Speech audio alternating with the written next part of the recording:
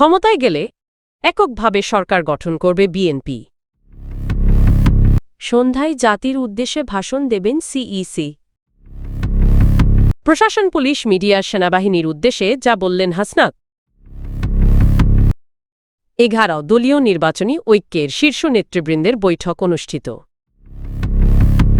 Vote না দিলে ঘরবাড়ি পোড়ানোর হুমকি, বিএনপির মুন্সি বহিষ্কার। নির্বাচন পরবর্তী সরকার গঠনে বিএনপি এককভাবে সক্ষম হবে বলে আশাবাদ ব্যক্ত করেছেন দলের চেয়ারম্যান তারেক রহমান। আন্তর্জাতিক গণমাধ্যম ডয়চে ভেলেকে দেওয়া একান্ত সাক্ষাৎকারে তিনি একথা বলেন।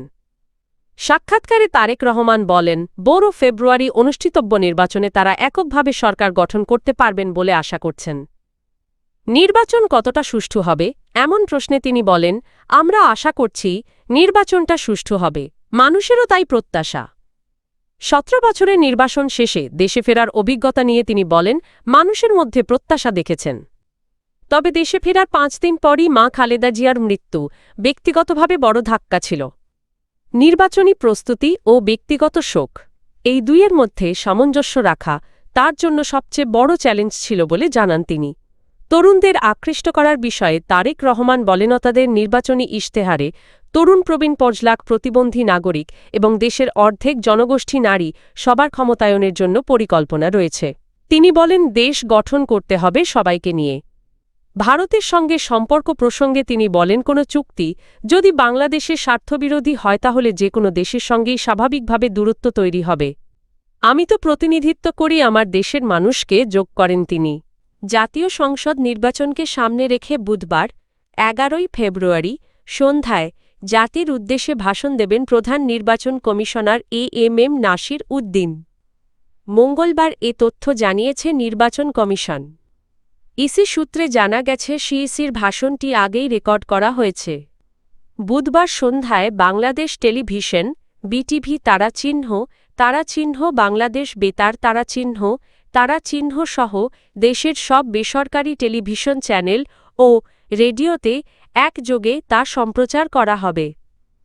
ধারণা করা হচ্ছে, ভাষণে এএমএম নাসির উদ্দিন নির্বাচনের সার্বিক প্রস্তুতি, ভোটকেন্দ্রের নিরাপত্তা এবং নির্বাচনী সামগ্রী বিতরণ নিয়ে বিস্তারিত তুলে ধরবেন। পাশাপাশি ভোটারদের নির্ভয়ে ভোটকেন্দ্রে গিয়ে ভোটাধিকার প্রয়োগের আহ্বান জানাবেন। উল্লেখ্য, গত বছরের 11 ডিসেম্বর জাতির উদ্দেশ্যে ভাষণের মাধ্যমে তিনি জাতীয় সংসদ নির্বাচনের তফসিল ঘোষণা করেছিলেন। কুমিল্লা আসনে জামায়াত জোটের প্রার্থী হাসনাত আব্দুল্লাহ প্রশাসন, পুলিশ, সেনাবাহিনী ও গণমাধ্যমের প্রতি নিরপেক্ষ ভূমিকা পালনের আহ্বান জানিয়েছেন। মঙ্গলবার সন্ধ্যায় সামাজিক যোগাযোগ মাধ্যমে প্রকাশিত এক বক্তব্যে হাসনাত আব্দুল্লাহ বলেন, 12 ফেব্রুয়ারির নির্বাচন শুধু ভোটারদের নয়, রাষ্ট্রীয় প্রতিষ্ঠানগুলোরও পরীক্ষা। তিনি বলেন, আপনারা মানুষের কতটা আস্থা অর্জন করেছেন সেটারও পরীক্ষা। জাতীয় নাগরিক পার্টি এনসিপির এই নেতা সংশ্লিষ্ট প্রতিষ্ঠানগুলোর উদ্দেশ্যে অনুরোধ জানান তারা যেন গণবিরোধী কোনো অবস্থান না নেয় এবং জনতার পক্ষে থাকে। হাসনাত আরও বলেন, নতুন বাংলাদেশ গঠনে সাধারণ ভোটারদের জন্য অনুকূল পরিবেশ নিশ্চিত করতে হবে যাতে তারা নির্ভয়ে ও স্বাধীনভাবে পছন্দের প্রার্থীকে ভোট দিতে পারেন। 11 দলীয় নির্বাচনী ঐক্যের শীর্ষ নেতাদের বৈঠক অনুষ্ঠিত হয়েছে। মঙ্গলবার সন্ধ্যায় রাজধানীর মগবাজারে বাংলাদেশ জামায়াতে ইসলামীর কেন্দ্রীয় কার্যালয়ে এ বৈঠক হয়।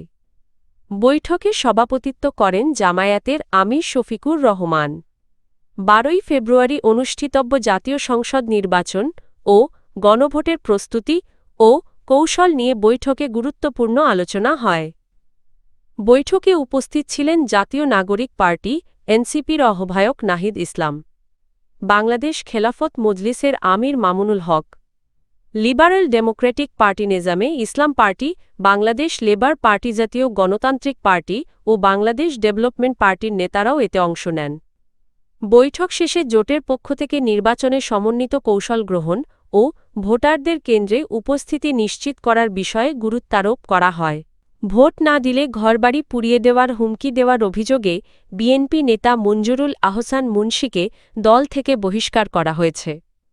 কুমিল্লা 4 দেবিদ্বার আসনে সামাজিক যোগাযোগ মাধ্যমে ছড়িয়ে পড়া এক ভিডিওতে প্রার্থিতা হারানো বিএনপি মনোনীত প্রার্থী মঞ্জুরুল আহসান মুন্সিকে ভোটারদের উদ্দেশ্যে হুমকিমূলক বক্তব্য দিতে দেখা যায়। ভিডিওতে তিনি বলেন, অন্য দলকে ভোট দিলে ঘরবাড়ি পোড়াইয়া ছারখার করে দেব। ভিডিওটি ভাইরাল হওয়ার পর সোমবার বিএনপির সিনিয়র যুগ্ম মহাসচিব রুহুল কবির রিজভী স্বাক্ষরিত বিজ্ঞপ্তিতে জানানো হয়, দলীয় নীতি ও আদর্শ বিরোধী বক্তব্যের কারণে মুন্সীকে বিএনপির প্রাথমিক সদস্যপদসহ সব পদ থেকে বহিষ্কার করা হয়েছে। উল্লেখ্য, কুমিল্লা -4 আসনে তিনি ঋণ খেলাপির অভিযোগে প্রার্থিতা হারান। পরে তিনি গণ অধিকার পরিষদের ট্রাক প্রতীকের প্রার্থী জসিম উদ্দিনকে সমর্থন দিয়ে প্রচারণায় অংশ নেন। ওই আসনে জামায়াত জোটের প্রার্থী হিসেবে রয়েছেন হাসনাত আব্দুল্লাহ। দলীয় সূত্র জানিয়েছে, ধরনের বক্তব্য বিএনপির নীতির পরিপন্থী এবং তাৎক্ষণিক শাস্তিমূলক ব্যবস্থা নেওয়া হয়েছে।